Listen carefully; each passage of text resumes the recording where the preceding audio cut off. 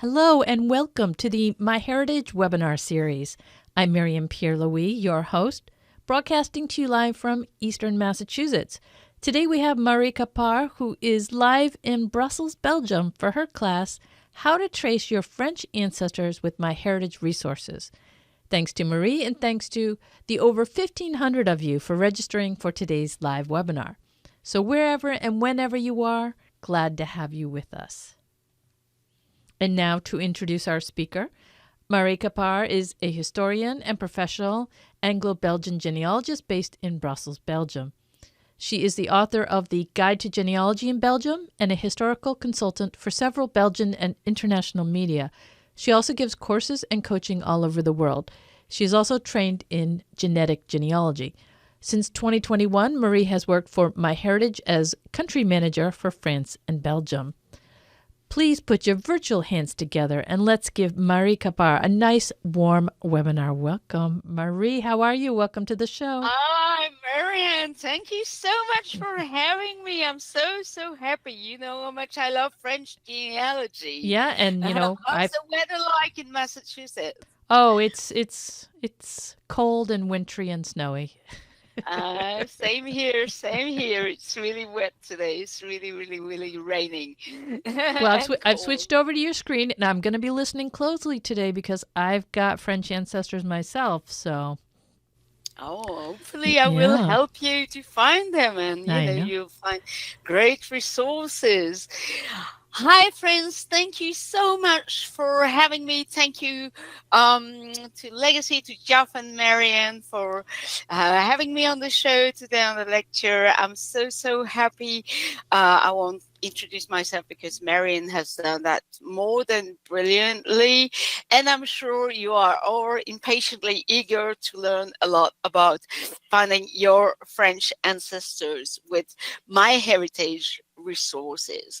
Now you're coming to the good place because MyHeritage is helping millions of people to make discoveries every day with our almost 20 billion collections records all across different type of sources. And MyHeritage is, of course, your wide platform to explore family history, discover origins, and find new relatives. And hopefully today, I will give you instant clues to find your French ancestors. And I'm so excited to do so.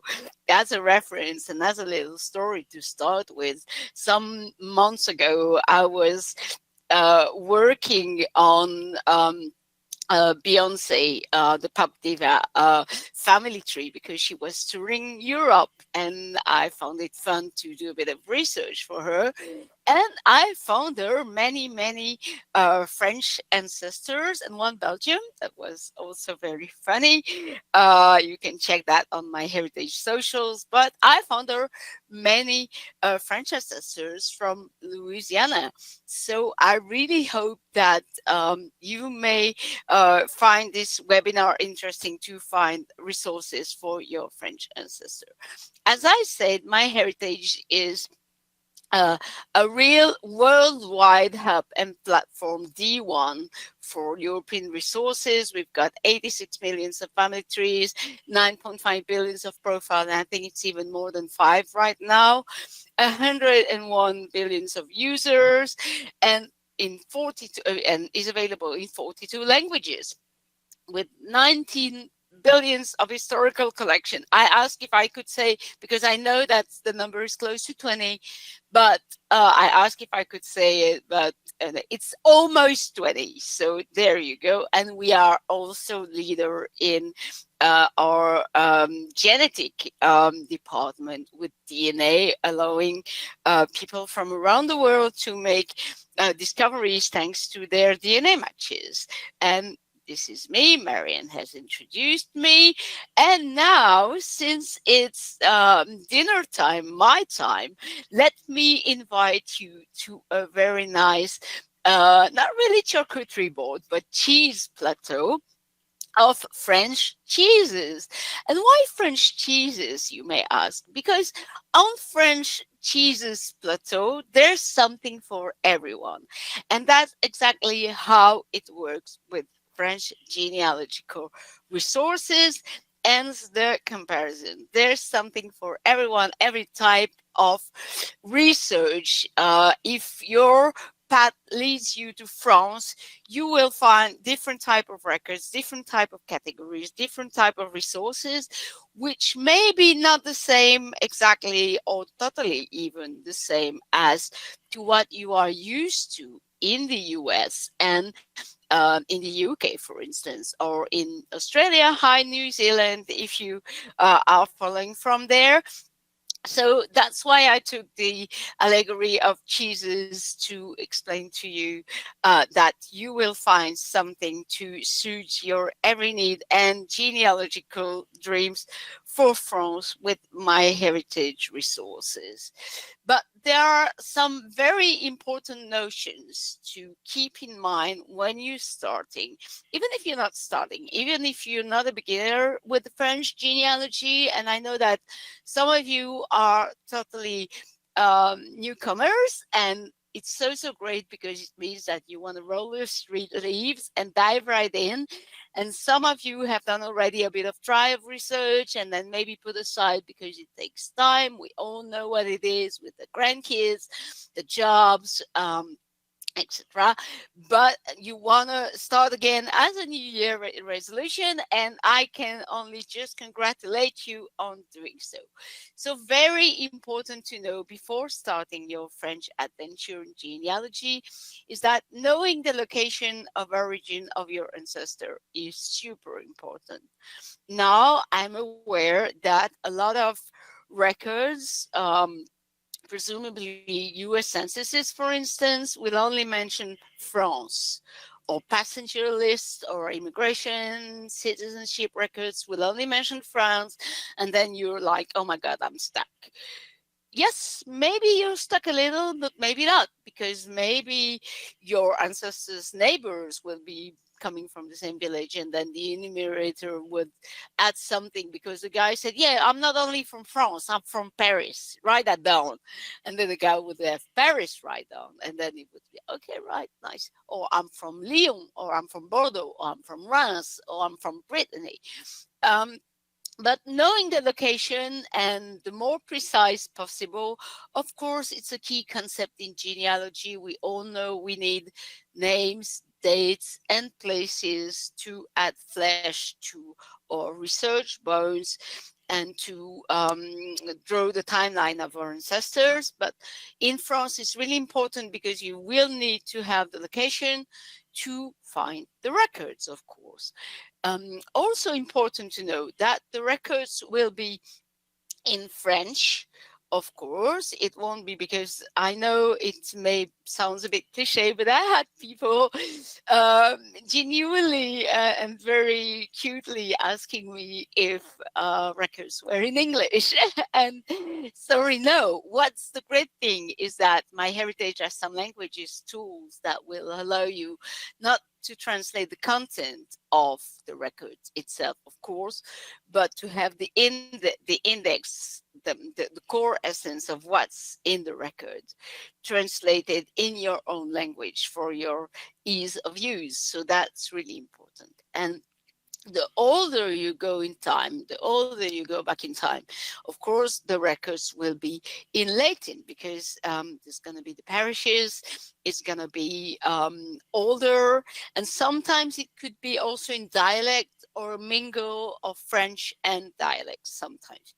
And records are usually, and I'm speaking from experience, records are usually longer than and with more details that, and we'll see some examples today, than French, than US of American or British records. British marriages records, for instance, are really short. The same with British um, divorce records or American birth records. If you take an American, like a birth record in California, for instance, it's going to be so short in data compared to the amount of details and names and information that you can retrieve in French records. So it's also why it's important to have languages. I know that Rootstech has had in the past, and maybe this coming Rootstech also different lectures on learning French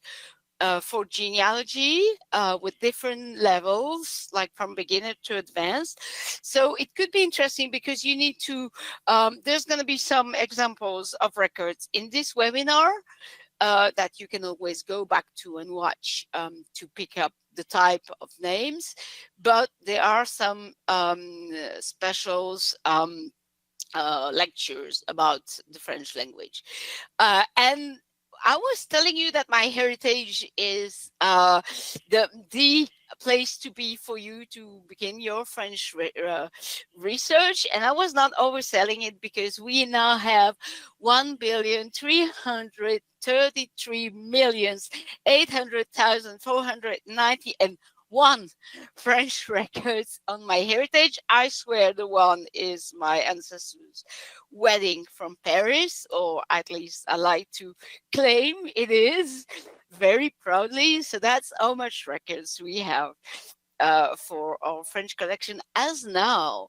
But today I checked that our French collection was updated no later than today, exactly this afternoon. So I was so happy because of the webinar of today. And I know that there are some more French collection coming in the coming, not even weeks, days. So you better pay attention to that. This is in those slides. This is 463 million records for that was a new addition over the summer with our friends from Philae, who brought us a lot of new collections in baptism and births, wedding, burials, censuses.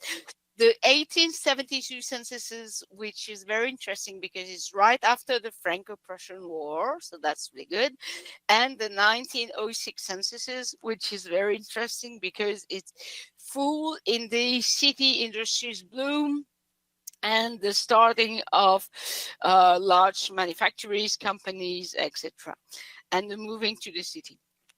So that and after this first add-on from Philae came another add-on. There was the 22 million records in 8 collections, again census, military and burial records.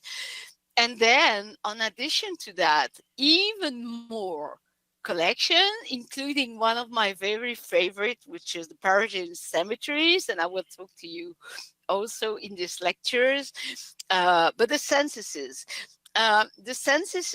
are really similar in their IDs for the US censuses. It's basically a radiography of where your ancestor was living at the time. And then there was another addition of 359 million records, including naturalization records, which is very important because, as I was just talking with Marion prior to the webinar, during the Franco-Prussian War, after the Franco-Prussian War, where France won, people living in that area had to choose between being French and being German. And that was I was advising Marion to look at for our ancestors because they were there at the time and they had to do a declaration, an option of citizenship, whether they wanted to be French or whether they wanted to remain German. So it's really important. I was talking about the location, and it's really important that the departments in France, that you know your geography, and that if you have the name of a place or the name of a region, of the name of a department, because France is divided in 96 departments in metropolitan France, and then the 5 overseas departments, which are abroad. And then you have also Corsica here. It's really important to have, if you have a lot of French ancestors, even if you have the one, you can keep a map of France. I know someone once told me at Rootstech, oh, you know, I have the map of France. I have so many French ancestors. I have the map of France as my screen picture on my computer as my background picture. And I found that so nice because she would always go back instead of just leaving a tab with the French map in it. She would absolutely look at the map and see where our ancestors was. And you can also, of course, find online detailed maps of area. If your ancestors are coming from the Basque country, you can look at the frontier if your ancestors are coming from Brittany. So here, you can always find detailed maps or Basque country or the north, um, or the east, or even Côte d'Azur. You can find details, location maps. So yep. And the church, I'm going to do a quick history of the church vitals and of the vitals in France. You have to keep in mind one very important notion.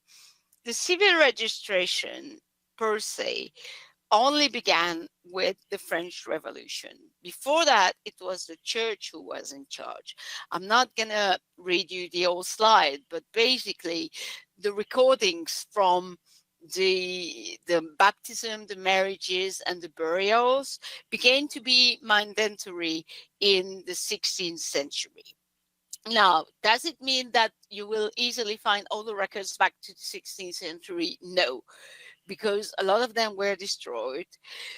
The majority of them will be available as from the middle of the 17th century, sometimes a little bit earlier, sometimes a little bit later, depend. Maybe sometimes some parishes have lost a lot during the French Revolutions and or the First World War, and there will be some losses. But it's important to remember that there's this milestone that is the French Revolution, and there's before the French Revolution, the church was in charge of recording the BMDs, birth, marriages, and death. And after the French Revolution, the state took over. Does it mean that the church stopped records and church records? No, they kept on doing it, but it's going to take less of an importance. You can still, of course, request and find records from the church from the post-French Revolution period, but you have to know that it's going to be the state taking over and being in charge of the records. I love that cute little story that because when the civil registration began with the French Revolution and the French Revolutionary calendar, which, you know, we all are not mad. We're never mad at France because they have the best food. But the French Revolutionary calendar is a special calendar that lasted from 1792 to 1814. And it's absolutely not the calendar, the Gregorian calendar we are used to. But I invite you to check the wiki of MyHeritage that gives you great French resources, including information and the keys of understanding for the French Revolutionary calendar.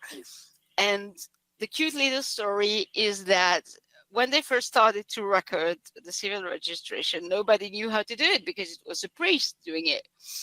And I have found one record saying there was a guy of the village who was in charge of being the civil registration guy, and he had asked the citizen priest to come and tell him how to record the record because he didn't know how to do it. That was his first wedding. And you could see that the man was suddenly panicking, and so he called the priest who knew what he had to ask the groom and the bride because he was totally lost. He used the civil registration law and the words and the vocabulary, but he had asked the priest to help him because he was so lost. That was so funny. So for MyHeritage, the civil registration collection covered 95 out of the 96 metropolitan departments and 4 out of the 5 overseas departments. Those maps are a little bit dated, but still it gives you a great idea. There is more right now than what there is on the map. Same over here. There's a little bit, there's more right now, but you can see that everything we have in dark blue is available on MyHeritage. Same for the 91 and the 1931 censuses. And same for those. And there are some more. I don't know why the site is not showing. Oh yeah, it was that one that should have been there. Also, the 1921 censuses and the 1931 censuses are coming online and available online at MyHeritage. And now the great thing is that you don't have to go through all the trouble of browsing page per page, not understanding French, being totally lost. You can really relax. Grab your computer or tablet, grab a coffee, put yourself on the couch and dive with Super Search, the Giga Mega research to research menu from MyHeritage. And then because those censuses have been indexed, as well as the BMDs, as well as many other sources. And so you can just type the name and see what's coming and start from there.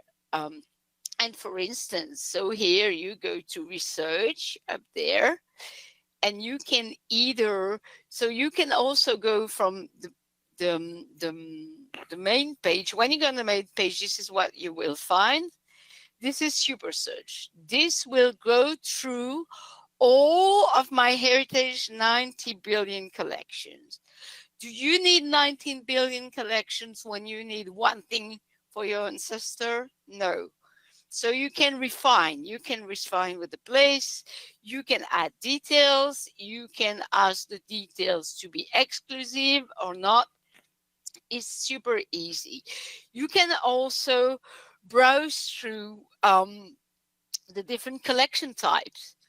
Do you want censuses? You can go through here. Do you want to browse through the many family trees available on MyHeritage? You can go through here. Do you want to browse through the BMDs? You need to find a special burial or a special wedding in France. You can browse through here. Same for the photos, same for the military. And on the bottom of the page, there's something that I really, really love, is that there are recently added collections, because it shows all the new great right stuff that there is on MyHeritage that it's coming or just arrived in the system. So if you are, and I hope you are, a daily user of MyHeritage, you will see the new things, and also you can refine your research per collection and only refine per new collections, and then browse through all the new collections if you already have been through the others collections before.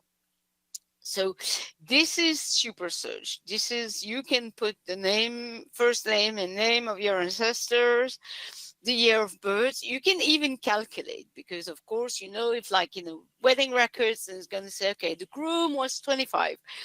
And so, okay, but he was 25 in 1991.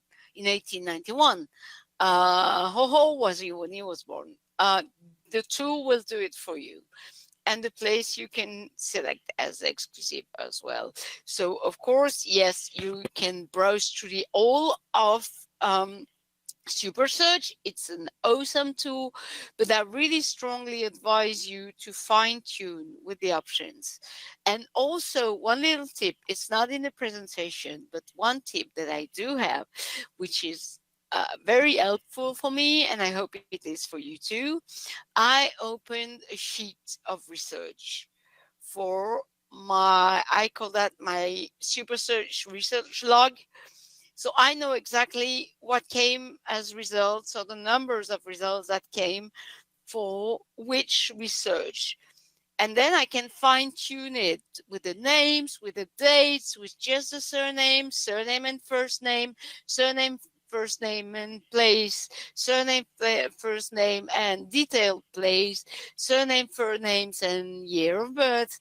And I can see the differences in the result of the source, and it really helps me fine tune and better aim and be better efficient at my research. And so that was a way to research through the all of super search.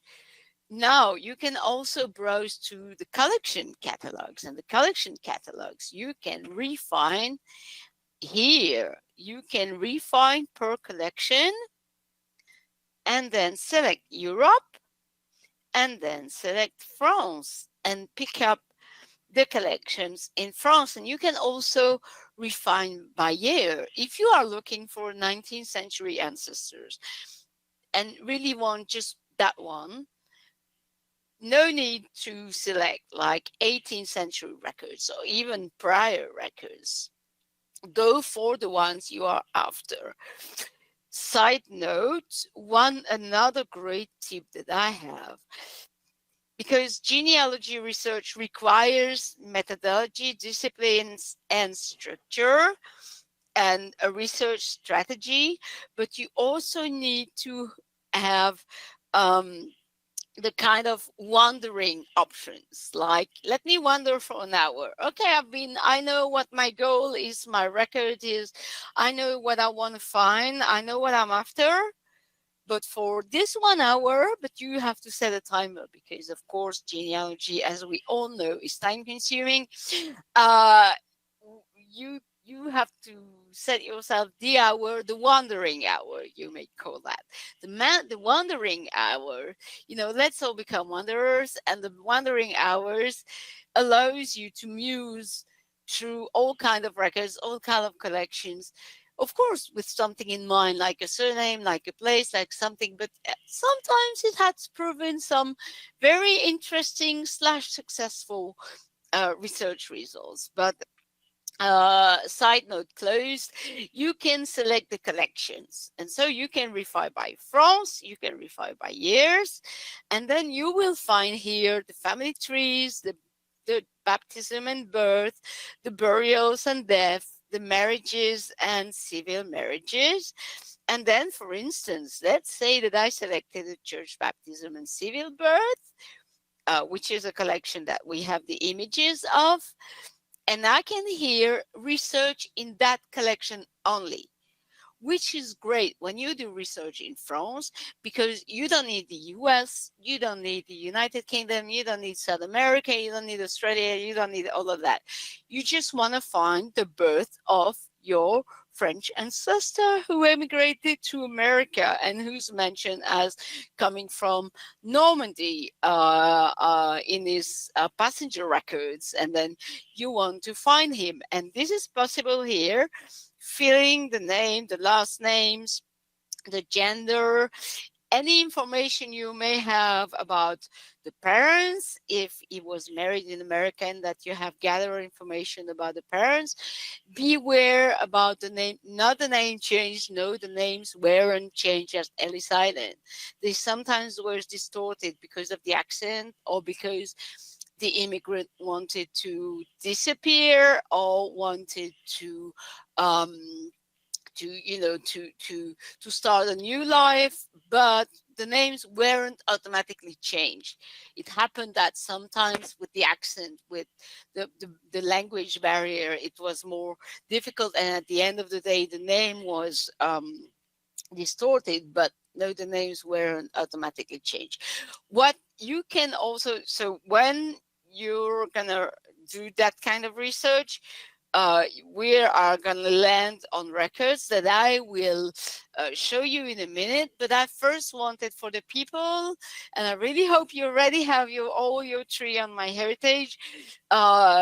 If you have French ancestors or basic information about your French ancestors in your family tree, you can also use record matches and smart matches. There are some great webinars, mostly done by my dear friend Daniel Horowitz, who a lot of people know, how that go deep into what are record matches and smart matches. But by all means, try to activate those matches. Here, from your tree. Record matches are the matches with the record collection on MyHeritage. So that's another way to be in contact with the records of MyHeritage that could mention your ancestors. And the smart matches. The smart matches are the matches matching with other users, which is great because if other people have those people in their tree, hmm, could be that they are cousins, could be that they are descendants from a sibling of your ancestors. So it's always worth checking. And that's how you do it. You click on the little icons over there, the brown one for record matches, the green ones for smart matches. And if you want to know more about the matches, then you can always watch Daniel's precious webinars. And this is what you get when you get the matches. No, I didn't cheat, but that tree is also mine, and that tree is also mine. And so this is what you get when you find when you have a match on with another tree or with a record. And here I found my children's ancestors' birth record from 1886 in Roubaix in the north of France. And of course, I can review, and I also found a picture, but that's a picture that I have found as an example. So for instance, I don't have, because what I always do when I do the webinars, I build another tree from scratch so that you will see exactly as if it was you building your tree. It's not like a ready-made, I'm doing it like, okay, I'm researching my ancestors, but and then you can see step by step how it's building. And so I found that MyHeritage suggests me a birth record, which is here, and I can see that there's an image. So I'm gonna find her birth records, and so this is her birth record here. But wait, Marie, this is French handwriting. I don't speak French. Oh, will I know what's inside the record? That's really great, suggesting me it's the record and it's my ancestors, and I'm really thrilled to have found her, but I can't read what's inside. We've got you covered, friends. This is how birth records are constructed um, in France. And this is one slide that I owe to our dear friend Mike from the content team, the product team at MyHeritage. And a lot of people know him as well. You have the dates in full writing. You have the name of the declarant, which is often the father, just as it is here, the age.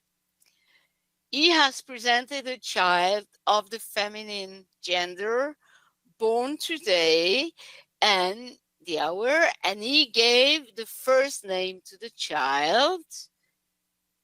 And then he declared that the mother of the child is said to be named, and then he gives the name of the mother, because it's the father declaring the birth of the child and naming the mother, which is not present at the time.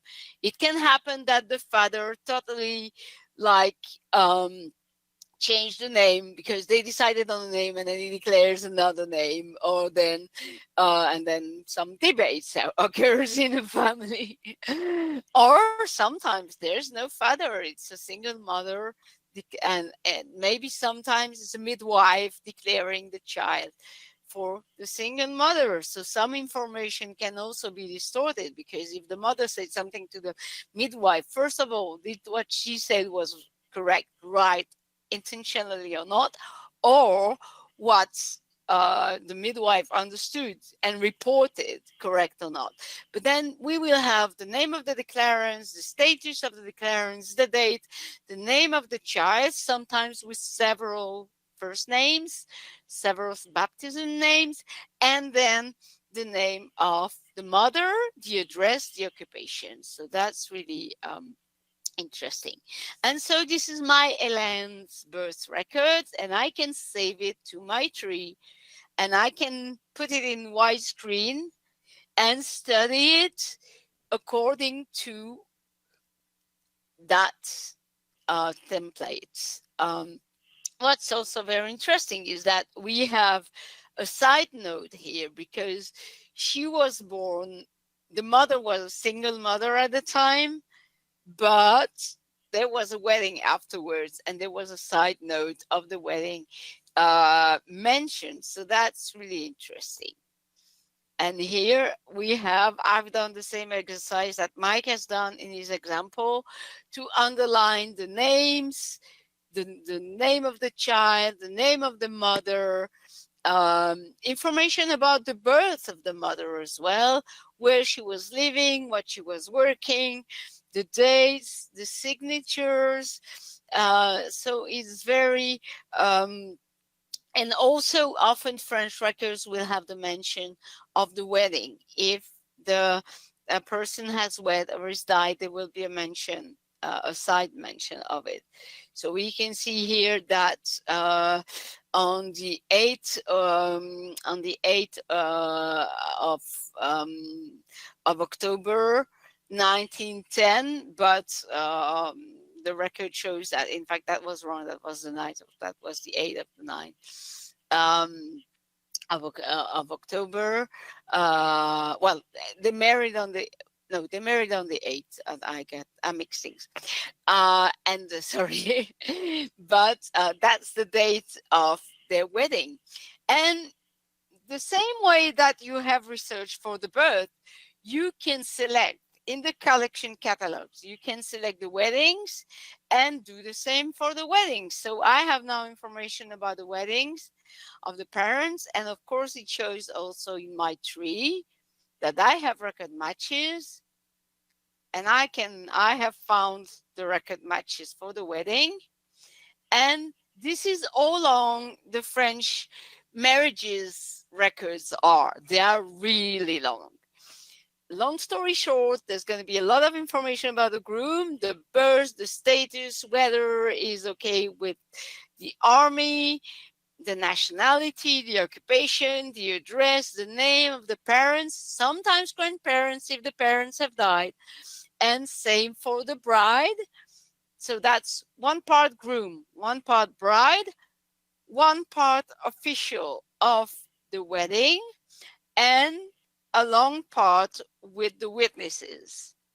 And of course, French is a language. I always say that when the English say 2 words, the French say 5 words. And French can be a very complicated language with a lot of nuances and differences.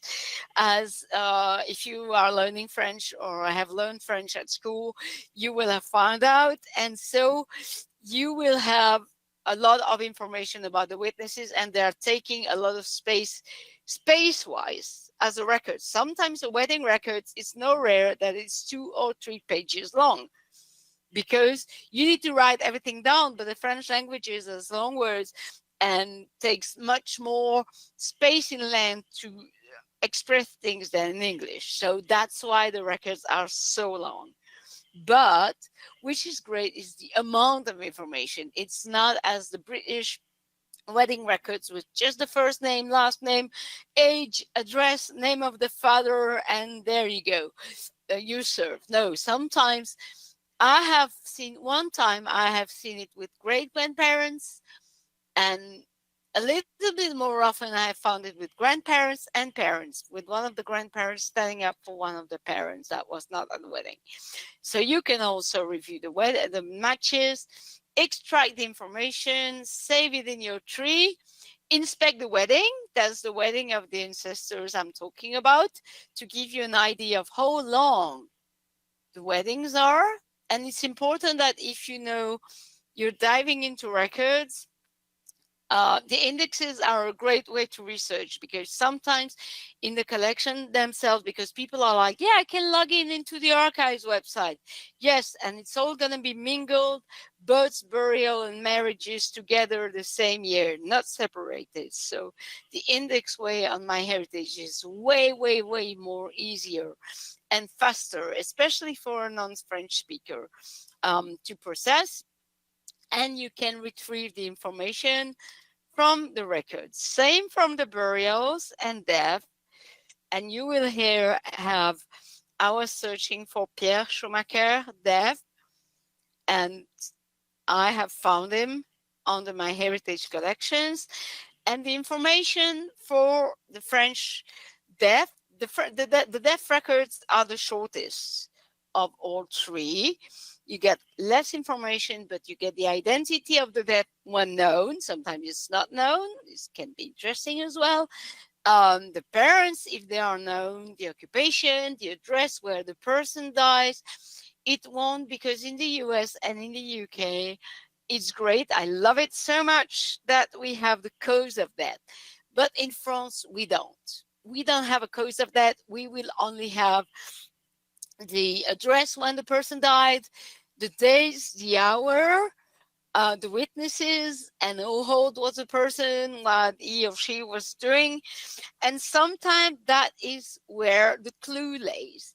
I have found many interesting records in police record or court records, only because in the death record, the two witnesses, declarants of the death were some policemen. And I crossed the fact that they were policemen with the fact that the death was near a river. And I was, oh my God, I need to check the police record for that one. And sure enough, I have found a declaration from the time, it was second half 19th century, that the poor man had jumped in the river and died, and they retrieved his body. But that wasn't in the death record. And the cause of that was not in the death record. And poor man had died because he had had his heart broken. And so his fiance left him, and then he jumped in the water. And he sadly died, and the policeman took him from the river and declared his death. But that wasn't in the record. The names of the witnesses and the fact that they were policemen and that the death occurred was registered as on riverbanks, those two elements were enough for me to say, I gotta dive further. I gotta find more information about that. And for instance, here's my Pierre death records on the 28th of May, 1845. And I can select him on my family tree. I didn't have his death records. And I can save him. And I can also inspect. As you can see, the death records are shorter in size than the birth and, of course, the marriages, but still they are very interesting. And by the way, I know that in the US today it's National Handwriting Day. So if you have a hard time reading French, be sure to check all the Legacy Family Tree webinars regarding deciphering transcriptions and learning to read the handwriting. And there's going to be a lot on offer also at Rootstack. And yes, we have the date of place of death, the name of the deceased, the age, the address, the parents, the occupation, the spouse. And MyHeritage has a great collections of burials and inhumation, such as here the records in the Père Lachaise, very famous cemetery, one of the most visited cemetery in the world. And my friend Daniela is very jealous because I visited last year and I wrote an article on MyHeritage about it. And he was, well, no, he was not jealous. He was thrilled for me, but he was excited. I called him from the cemetery. And to see, for instance, the burial of composer Chopin, which is a very famous and very great one that I love. So here's the line for Chopin in the French cemeteries. And of course, you can also select the collection of censuses and do the same and research here, for instance, one of our ancestors in the censuses, and the censuses will give you the composition of the family, the place they were living, the streets, the status, head. So chef is head, femme is wife. It's very. This is maybe the type of records that you will relate the most compared to the censuses in the U.S. and the censuses in England. Now, very important to mention that is not going to be available after World War II, for instance. I know that in America, you guys are very lucky, and it has helped me loads to have the 1950 census released, and the Canadians one, the Canadian 1931, which is also MyHeritage. But sadly, in France, we won't go further than 1931 for now because of GDPR reasons. But still, it's great to know about the name of the streets, the name, the first name, the year of birth, the place of birth, the citizenship, the situation, and the occupation.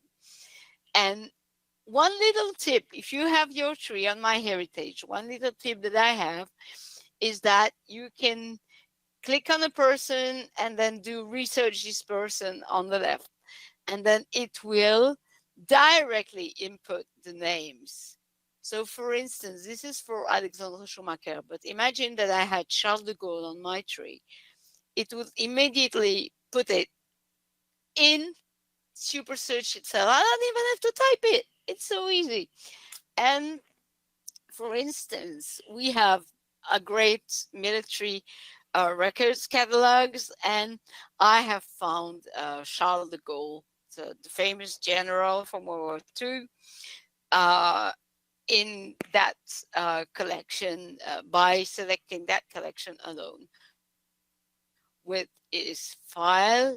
And here we have his records. So it's the military constraint of the Seine, so only for the Seine departments. But if you have a soldier in the Seine, you can always search. And we have also vital records index, so the general information for vital records without pictures. And for instance, we have indexes down by societies, and we have Louis Pasteur, or we have Pierre Auguste Renoir, the famous painter. And we also have, because Paris records have been destroyed during the Commune War of 1870, and a lot of records have been burned.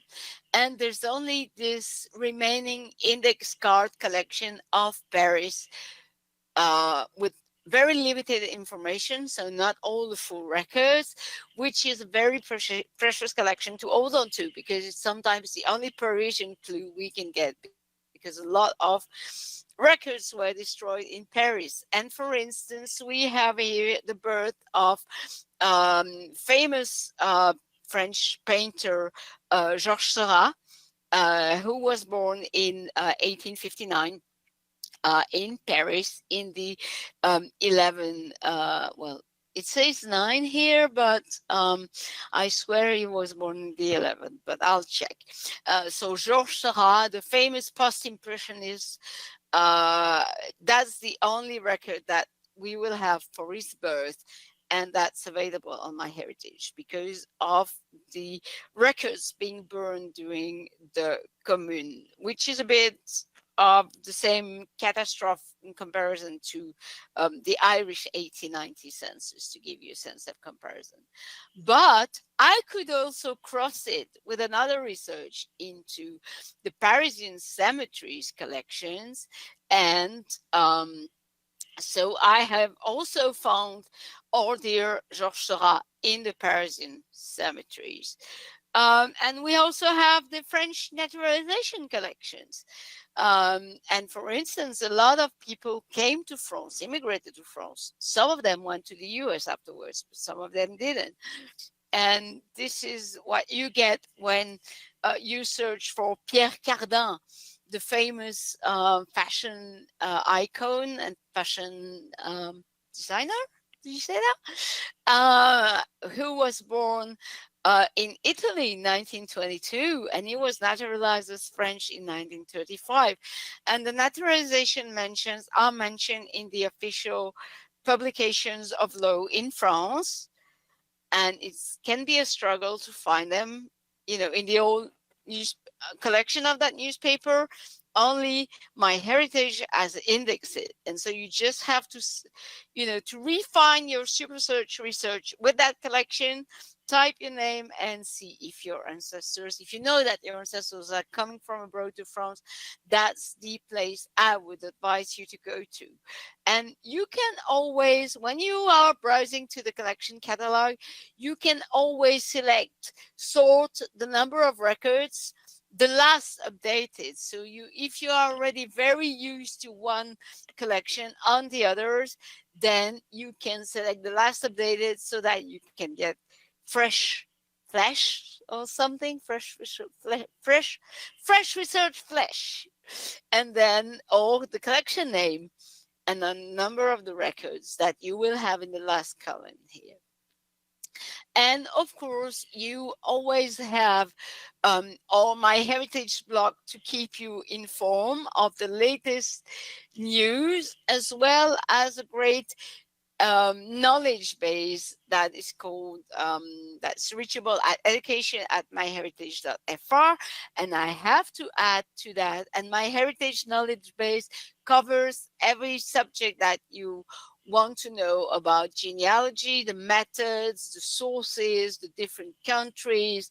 It has a great catalog, as well as the old webinars catalogs of legacy. And also, I have to say something for the very brand new and great and so fresh and new that I didn't update the slides. I'm very sorry about that now. The wiki of MyHeritage, which is available now in English for now, but which covers also every subject that you ever dream to catch up with on genealogy, and which is something really great. And one collection that I forgot to mention, which is very important too, is the newspapers. And MyHeritage has a great newspaper collection option, with also an index tool that allows you to browse through articles. Now, there are many out of the top 10 French surnames in France. I think 8 or 9 of the surnames are also first names. As you know, we will have surnames like James, like Hugh, like, well, other last names, that first names that counts as last name, that are the last names. And in France, it's so very common. So for instance, if your ancestors is called Pierre Martin, well, I advise you to do that research in the newspaper with brackets, because otherwise you will find a ton of homonyms that are not necessarily and not uh, great or relevant for your research, and that may lead you into error, thinking that the Pierre Martin mentioned in the newspaper is yours because it's a Pierre Martin, but there are like several hundred thousands of Pierre Martin. So please pay attention by putting brackets into your research, or by paying attention to, is it the right age? Is it the same area? Does it make sense that my ancestor was at that time, that place? If he died in 1846, is not going to be somewhere in 1852. And if you have his death records for sure in 1846, it's not going to show up unless there's some full play or misgive of some kind, which can happen. There are stories. Famous actresses Virginie Efira, that from Cannes. MyHeritage did research for her for a TV program, and we found that one of her ancestors lied to his wife escaped with his mistresses, fled to South America, then left to the United States, and then came back to France. He had crouped the whole of France before leaving, and everybody thought he was dead. He was not dead. He was just an adventurer, and he had told his wife, "Stay at your parents. I will come to you in 3 days." He never came back. Well, he came back with his mistress several years after, but not the same day. And we found that very collection in MyHeritage. That very interesting story, we found it in the newspaper collection of MyHeritage, with with the whole story developed. And the reason that I found the story is that I made a research with the brackets, because that was I really wanted to fine tune the research. And this is the kind of articles that you will find about. I had taken the slides for Rootstech for Salt Lake City, because that French boat was called Salt Lake City. So that's how. But you can find all kind of great information. Don't ever assume that your French ancestors, although they were like workers and humble people with humble roots, do not assume that they weren't in the newspaper. It's exactly like in the States. Somebody had his arm broken from the community, or something was happening. It will be in the newspaper. It will be mentioned. There will be maybe less long length obituaries for common people, brackets, than in other countries, but still there are always interesting information. And with that, I wish you to climb in your French tree the way I climbed the Eiffel Tower, not from the outside. I'm crazy enough to do genealogy. I'm not crazy enough to climb on the Eiffel Tower from the outside. I went inside and took the lift to the magnificent view of the Eiffel Tower. But I wish you all that your tree grow, and that you climb, and that your ancestors, that your family tree will be as shining as the tower in the evening. And I, of course, remain available for all your questions. Oh, good, because we have a whole bunch of questions, Marie. Oh, nice. Great. I'm taking my little notebook and my pen. So but before I do, I'll do the announcements before the questions. But one question for you, just right off the top. You showed those maps at the beginning, the coverage maps. Are those available anywhere that we can see? Well, apart from this webinar, not really. Because it would be really helpful to be able to see. It will be very, very helpful to see the coverage. I know that those were taken from the MyHeritage blog. When new collection in general, but especially here, French collection are released. It's usually there's usually a special blog post dedicated to the new collection edition, as we all know, because we all visit MyHeritage blog on our Sundays, and those came from there. Okay. So I assume that should there be, and there's going to be more collection coming. I don't know if there's going to be a map attached to it. I hope so. Okay. But those were coming from the blog. Okay. So, I found and, one they of. will absolutely be helpful.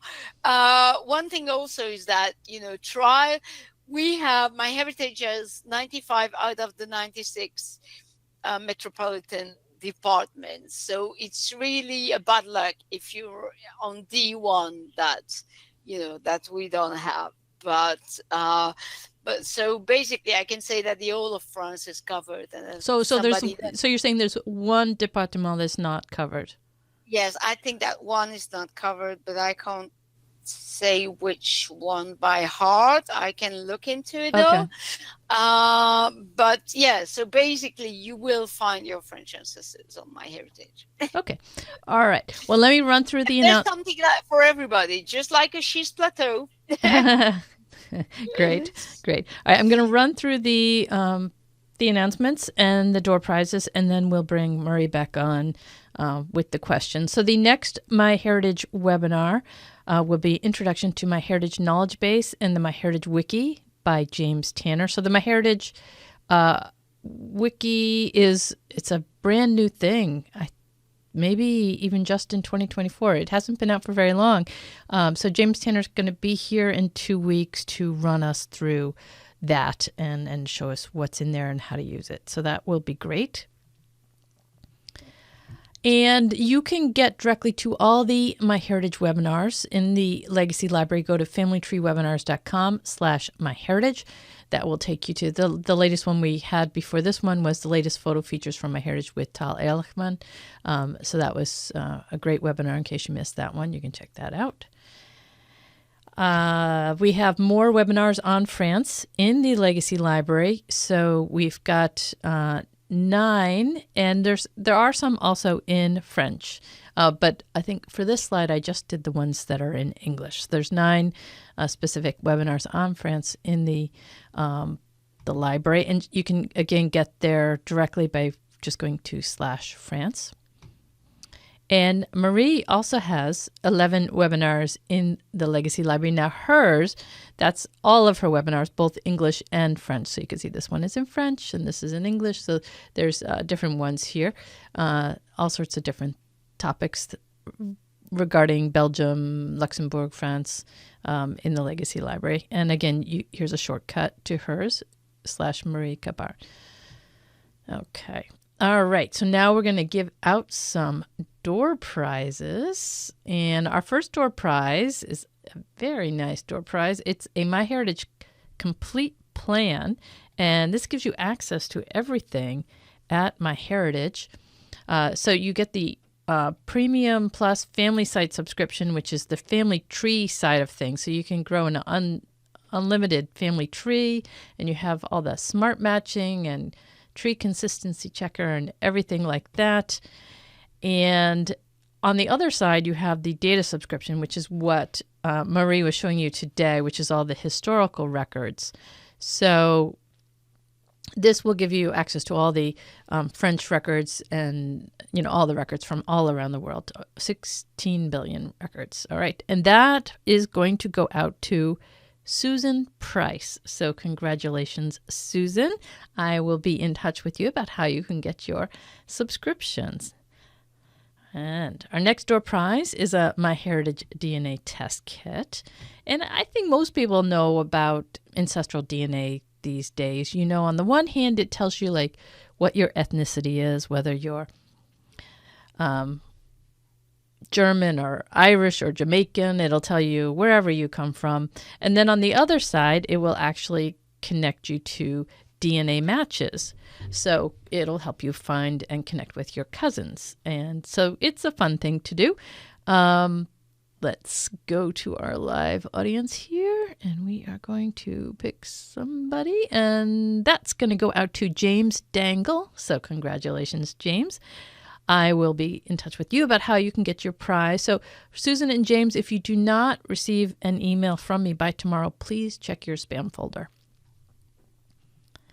All right, let's bring Marie on for some questions.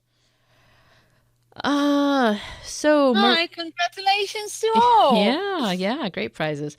So Monique is wondering, are there separate Jewish records? There are some.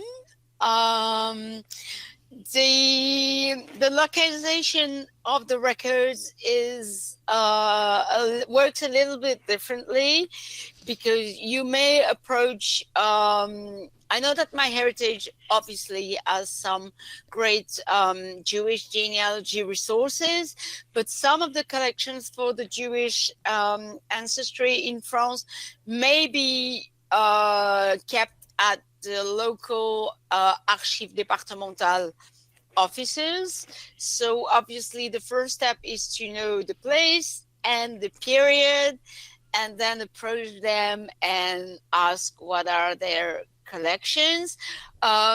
Although I would advise you to, of course, start first with Super Search, and also because there's this collection with the names of changes. Um, Under Napoleon, the Jewish people were asked to change their names to pick up something brackets. And I put 1,000 brackets less Jewish, and they would pick up names from their occupation, something that will remind them of their real names, and so there are registers of that are kept apart from the civil registration. So it's very important to check them as well. Thank you, Monique. So that begs the question, are religious records kept separately? So if you have Jewish or Catholic or Protestant, Yes, they will have. Yeah, they will have different. They will have another. There will be, as from the French Revolution, you will have the official French state civil registrations. But as far as the religious communities were concerned, for instance, for religious weddings or religious celebrations, there will be different different sets of records. So if your ancestors were Protestant, then you will get the temple records. If your ancestor was baptized in the Catholic faith, then the records will be different and kept different. And so MyHeritage has loads of Catholics, of course, because that's the main majority religion for France, on their websites. For Protestant, there are collections. You need to check on Super Search, but I'm not sure the extent of it. In the case that it's not on MyHeritage and Super Search, do reach out to the Archives départementales to ask. It also all depends about the period. Before the French Revolution, there were only religious records, and after, well, there were parallels, and some people not gave up faith but only relied on civil registrations, and other people also kept going to church for the baptism, for instance, and those will be kept in the local in the local churches. All right, I have a couple people here asking about Huguenot research. Catherine, and I would first advise, if you have Huguenot ancestors and presumably from the more ancient periods, not the most recent, I would first advise to reach out to the Huguenot Society in England, because they have an extensive library. They have great lists of Huguenot people, mostly in London. Also, the London Metropolitan Archives has a great collection for Huguenot families in England. And from there, you will be able to find the place you're hopefully, because it's not always the case, because sometimes the place is not mentioned. But you have to know that during the reform, a lot of people converted and they fled together. And they often fled also to the Netherlands, which of course was a reform land by then. So they have special French churches, sometimes dubbed Walloon churches, because there were a lot of Walloon reform people moving all together. But when I say moving all together, it was almost a whole hamlets or village, like families, full families moving on to England or to the Netherlands, which were reformed church lands. And from there, maybe gather hints about their places of origins. And then from there, because at some point, of course, if they were converted before that, they were Catholics. So, there will be maybe signs of the family before their conversion, but depending on the time of the records, of course, and whether the records were that old and kept. And also sometimes I have an example in mind. Sometimes you will have reverse. I have Protestant ancestors who fled France for Belgium, and for a reason, at some point they arrived. Maybe they didn't find any Reformed community or didn't get along with them or whatever. And I found them in the Catholic, you know, baptism and weddings, when I have found proofs in France that they were fleeing and that nobody else was bearing that surname in Belgium where they were coming from. And I gathered that they were from France, and from their place in origin in France that they were members, that they had converted to Protestantism and then fled to Belgium only to go back in Catholic records. So, yep. Okay, great. Thank you. You're welcome. Let's see. Thomas wants to know, are there any collections on emigration imports to other countries? There are. They're not as detailed and precise as, for instance, the collection that I know best, which is of Castle Garden and Ellis Islands. There are lists of departures of boats, of passengers, but they are mostly in the archive centers of Archives départementales, from the coastal lines. So Bordeaux, Brest, other places along the coastal lines and the big departure ports, Dunkirk sometimes. You will have registered. They are not all digitized. A lot of them aren't by heart. That research dates from a few years back, so maybe during the pandemic they with their roller sleeves and digitized it. But I've seen port lists. Yes, I've seen ports of passengers, but then the info inside were really basic, like name, first name, age, town of birth, period. Okay, well, that's still pretty good. Town of birth, yeah. All right, let's see. Michelle was over in France visiting sites for some of her ancestors. She's wondering... You're welcome. She's wondering if there are any good sources for finding translators for when you're in France. Oh, so that's interesting. That's a good one. First of all, congratulations on visiting France. It's always a great idea. It's always a great idea to come over to France and visit and go back in the path of your ancestors. Well, finding a translator on site can be a bit of a challenge. Maybe I would reach out to French genealogists, professional genealogists, asking if they would, take up the job of going with you in the archives and translate, or if you want records to be translated fully, the full transcriptions, you can always reach out to a pro genealogist also, whether in France or abroad, or you can also always ask me for advice. And apart from that, broad wise, there's this great if you can already transcribe the records, there's this great tool called DeepL, which is a great translation tool, more efficient than Google Translate, in my opinion. But so yeah, you can. There are different options, but for records, I think just the translator won't do, because they won't have the genealogy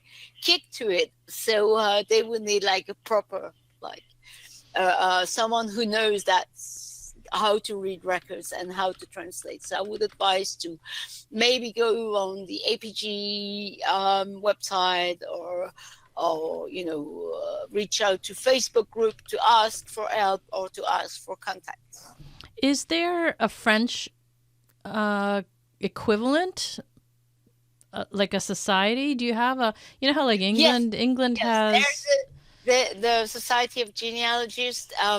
France has this Federation of French Genealogy, which is a federation of all the societies of not all, but a lot of French societies and genealogy in France. They organize conferences several a year. Each year there's this family history show mid-March in Paris. The old genealogy world is there. I will be there normally, and you can meet up with people from all over France and from the different societies that are there, and a lot of the vast majority of societies are gathered under that federation umbrella. And the website of the federation, if I'm not mistaken, is www.ffg.fr. ffg.fr? FR, yeah, I think so. Okay, let me try that. ffg.fr. Let me I see think if that's that the one. works. Oh, that didn't work That for did? me. Well, all right. So you guys are just going to have to Google that one. Yeah. Sorry, French guys. Federation of Genealogy. Yeah. Okay. All right. Let's see. We'll do another question or tool. Oh, so you mentioned a translation tool. What translation tool you're talking about? Were you talking about like Google Translate or something else? Yeah, like Deep L. Deep. It's Deep L. Deep L. Deep L? Deep L. Yep. How do you spell that? What is that? Deep, like the word, D-E-P? the English word D-E-P. Oh, Deep L? Okay. And this is L. Yeah. Okay. Yeah, the letter L, like love. And that's an app or something? That's a site. That's a website. Okay. And it gives you availability to translate, like with a limited. You can buy a premium, but then there's a free option as well to use with a limited amount of characters or words that you can translate, but which is often enough to translate from the records. And also we need to remind our audience that MyHeritage has this great global name translation tool. So even if you don't understand the records, the index will be translated. But now, of course, I understand that if you want to translate the full record, then you will maybe have to to copy, even blind copy the content of the record into DeepL and then take it from there. Okay. Laura's letter by letter. Laura's asking specifically about Alsace-Lorraine, but let me ask you this question in a different way. When you're approaching records in France, regardless of a person's background, whether they're German or French or Italian, as we saw Pierre Cardin or somebody was born in Italy. Yeah, exactly. So are we going to approach the record groups all the same, regardless of what the ethnicity? So if somebody's searching in Alsace-Lorraine or somebody's searching in Paris, are you going to take the same approach or no? I would take the broader picture and try the main general sources that I've mentioned, like the BMDs and the military and the censuses and the newspapers and the family trees, because we must not forget that there are thousands of people having their family trees on MyHeritage, and that's also one. Even if it needs to be verified and and check with them whether it's the same person and whether the data is right, you can do that with the consistency checker. But first, I would take the broader picture and see afterwards and refine to a more zoomed idea of the records and the lifetime of the ancestors, and then check if they are like specialized. Maybe your ancestor was from Poland and maybe he was working in a mine in Lorraine, which is a lot of Polish people in the beginning of the 20th century went to work in mines around that area and that period. But then there will be like specific collections for the mine, and maybe workers indexes fish or or folders or any information about the worker, because it will be documented how long he worked there for, what did he do specifically, whether there were some injuries or whether maybe sometimes often casualties in the mines. Same with the Italians. Maybe they went to Paris, they opened a delicacy shop.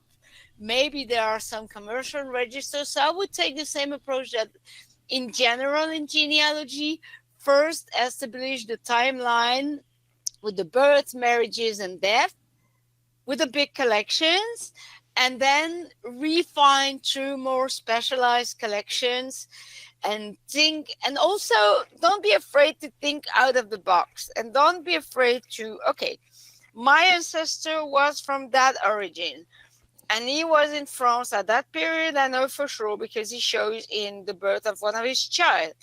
What was he doing as an occupation then? Oh, he had a shop. Oh, maybe there was an archive for the city he lived in at the time with the businesses directories. Or maybe he had to report to the authorities because he was selling alcohol or tobacco. Or maybe at some point he got involved in a court case, or maybe he went bankrupt. There would be a court case for him. Or maybe there would be something else that would come up in his timeline that would maybe, oh, is there an archive that would give me some, maybe he went to prison, and then there would be like criminal records, maybe not all yet on MyHeritage, but always worth checking in regard of the archives of the place that you found the information in. Okay, great. Thank you. You're welcome. So for our last question, I've had a couple people asking about naming patterns. Two questions here. So first question, if a child has a first name and a middle name, which name do they end up using? And then can you just talk about naming patterns, French naming patterns in general? Okay, so regarding the first names, it all depends. Most of the time, it's the first names that will count, and the first names that will be used. There can be occasions where the second name will be used instead, not to confuse with another person bearing the first name. I take, for examples, and that links to the second questions. Often the first-born son would bear the first name of the paternal grandfather. But then maybe the grandfather had several children, and maybe their children gave the same name of the grandfather, the first name of the grandfather, to their child, and there will be two of the same generation with the same first names. So sometimes they will be used on a daily basis, the second name instead, or sometimes the people want to be forgotten, and so they didn't like their first names. So for instance, my daughter is bearing one of her first names is my mother's second name, because my mother didn't like her name and she didn't want my daughter to have it. So she said, I'd rather have her have my second baptismal name because I don't like my first. And I was, okay, right, let's do it that way. But I left a little note explaining. But normally the norm would be to use the first names, and normally the naming pattern, but it's not a law. So you will find families where it's very strictly in use. You will have generations and generations of Pierre, of generations of Jean, of generation of Martin, or Martin will have a son named Jean, and Jean will have another son named Martin, and then Martin will have another son named Jean, and there will be this repeating schema and pattern of giving the name one generation down until it's broken, because it's the 20th century and people start giving popular name from actresses or singers or their friends instead of their families and that kind. Or maybe sometimes even now the most common names of children, but that's really close to us. But people born in the 80s and the 90s, they were names of flowers, of jewels, of plants sometimes, of fruits, even plum is a popular singer in France, and she's named Pomme, she's named Apple. Uh, so uh, so yeah, you will get that kind of usually it's the first name that is in use, and the pattern will be usually the firstborn son will have the paternal grandfather, the second-born son will have the maternal grandfather, the firstborn daughter will have the paternal grandmother, the second-born daughter will have the maternal grandmother, and then the aunties, and so on. But that's really one pattern that tend to dilute a bit with the 20th century. Okay, great. Thank you. You You're have welcome. given us a lot of resources to go to, and I hope everybody will head to the link that I shared with you on the MyHeritage French records so that you can get directly to all the different record groups. There's a lot there, which is great. So thank you, Marie. Any final thoughts for our audience? You're welcome, my dear pleasure. I may invite you, everybody, especially those who are really far away, like our American friends, to come and visit France. It's a beautiful country. Family history is the perfect excuse to visit, and be sure to come prepared with all your great ancestors that you will have found on MyHeritage. All right, great. Thank you. Yeah. All right. You're welcome. And I would encourage everyone to come in 2 weeks for our next MyHeritage webinar when James Tanner is here. So you can head to familytreewebinars.com to sign up for that. And with Just that, adding that indeed the wiki was launched on the last week of 23. That's how fresh and new it is. Yeah. So it's not even a month old. So great. Exactly. Yeah. It's the new baby. Yeah, excellent. And I did put the link for the wiki in the chat as well, so you should have been able to click on that. You can save the chat if you want by going to File, Save Chat, and then that will save it to your computer, and then you'll have all those links. You don't need to frantically try to open them right now. All right, everyone, thank you very much, and I look forward to seeing you all again at the next MyHeritage webinar. Goodbye, everyone. Bye, Marie. Bye, Marianne. Thank you so much for having me.